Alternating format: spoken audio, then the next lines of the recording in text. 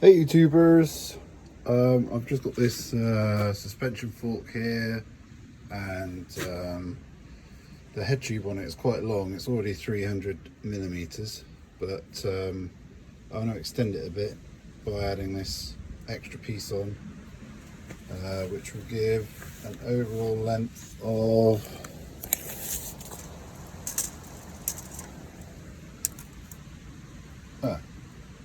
400, because that's a good length in my opinion for a head tube, which is ridiculous. I know some people might think, but it all started a few years ago when I got this touring fork from from SGS Cycles in Bridgewater in the UK, and they're fond of a very long steerer tube, and when you're going along you get a nice upright ride. You can look out over the top of the hedges, and it just makes riding a bike a bit more pleasant, in my opinion.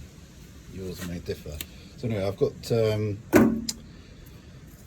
this extra piece of head tube which I cut off a set of BMX forks, and I've got this smaller diameter piece of tubing, which is actually a piece of a seat post.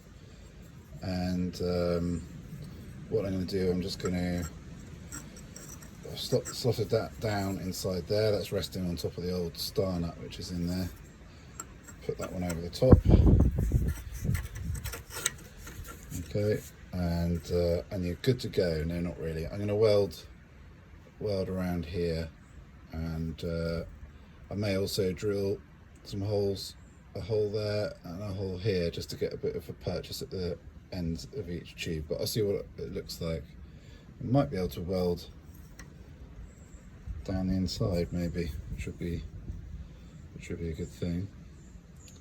And if anyone's done any welding before, you'll know that, you know, even if you've got a tiny little piece of tack there, it's extremely hard to get that piece of metal apart. So I'm fairly confident this will be a good strong join, and I hope so, otherwise I'll probably die. But there you go. That's the plan. So I'll do another bit in a minute when it's all welded together. So here you go, it's the cold light of dawn, and this is the bit which has been welded on. I drilled a hole through here, so the join is about there, and I drilled a small hole here about 3 mil or something.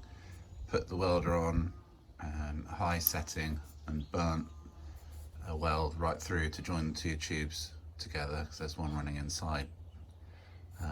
Obviously I'll have to 2 mil gap around between the two tubes, and just filled that with weld all the way around, again on a high setting to make sure it burnt through onto the middle one. And then I also managed to weld a couple of beads down in there as well. So so I'm quite happy with how well stuck together that is, and hopefully it will give many years of good service. Anyway, thanks for watching. Cheers, bye.